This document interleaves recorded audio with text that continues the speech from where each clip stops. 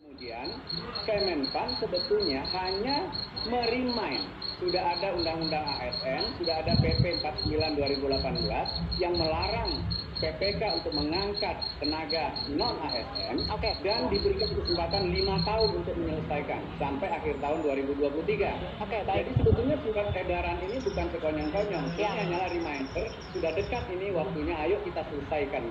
Baik, berarti nantinya tapi justru prioritas kami tahun ini adalah nakes dan tenaga pendidikan guru. Ya, ini prioritas karena ini adalah pelayanan dasar. Jadi saat ini. Tapi tetap harus dengan ikut tes ya Pak. Jadi tidak bisa seperti permintaan Mas Yepri tadi tanpa tes tidak bisa ya?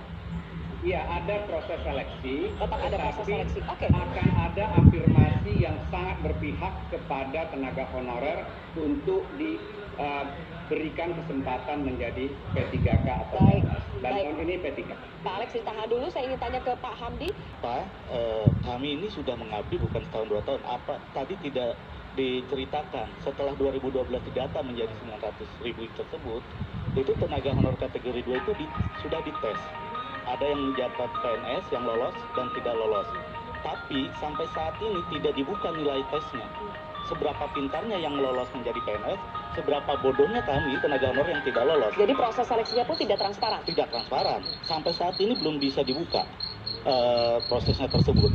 Bagi kami, seleksi administrasi cukup. Karena kami di tenaga honor kategori 2 ini rata-rata sudah mengabdi di atas 15 tahun. Saya sendiri 22 tahun mengabdi.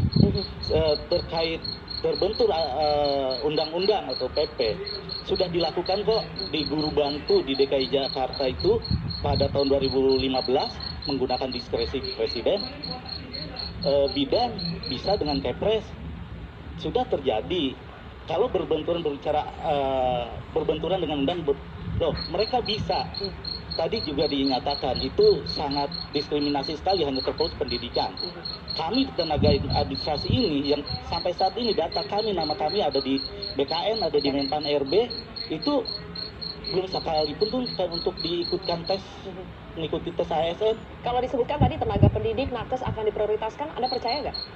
Ya, memang sudah terjadi 2 kali dari tenaga pendidikan. Yang dikatakan Pak Menteri itu 1 juta, tapi baru 300-an yang terakomodir. Kami tenaga administrasi ini mengabdi juga buat negara ini. Di mana keadilan sosialnya dari pemerintah bagi kami? Anda bingung tidak habis kalau sudah dihapuskan 2023 nanti nasibnya kemana? Kan ada juga wacana untuk outsourcing. Outsourcing bagi kami, penyelesaian kami selain PNS sampai 3K. Nggak ada itu istilah outsourcing. Kalau ini betul-betul dilaksanakan, kami akan konsolidasi. Mungkin untuk awalan, kami tanggal 15 nanti akan aksi di DPR bareng KSPI. Akan aksi. Kita langsung tanya ke DPR-nya. Ada Mas Arief di sini, ada Bang Saleh di sini. Mas Arief, kalau sikap dari DPR melihat adanya keputusan pemerintah untuk menghapus tenaga honorer, ini dianggap sebagai sebuah solusi atau justru bisa melahirkan permasalahan baru? Ya, kalau di DPR masih beragam ya. Tetapi begini, sebenarnya problem ini problem lama. Dan itulah sebabnya kita mengingatkan terus ya, sejak lama tentang pentingnya menyelesaikan tenaga honorer secara adil. Ya, apa yang dimaksud itu kita tempuh dengan satu kebijakan mendorong perubahan Undang-Undang 5 2014 tentang aparatur sipil negara.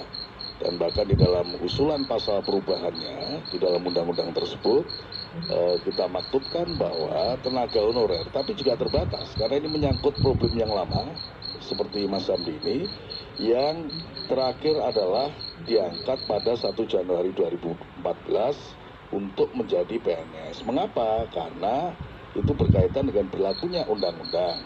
Jadi artinya yang lama itu kita angkat, yang sudah mengabdi sejak lama, ya. Maka yang baru-baru mengikuti apa yang menjadi ketentuan dalam undang-undang, yaitu hanya menyangkut 2 jenis pegawai. Satu adalah pegawai negeri sipil dan yang kedua adalah P3K, dan semuanya melalui proses seleksi di mana harus tes. Nah, tetapi yang lama kita mintakan untuk diangkat hanya dengan satu, verifikasi administrasi dan faktual, supaya tidak bohong-bohong. Sebab pada masa lalu banyak kebohongan juga, ya. Namanya kawan saya Mas Saleh, tapi yang diangkat Hamdi. Nah, yang begitu-begitu supaya tidak terjadi lagi. Karena memang ada kelemahan mendasar. Nah, saya bicara soal undang-undangnya ini. Di dalam Undang-Undang 5 2014 itu tidak ada ketentuan yang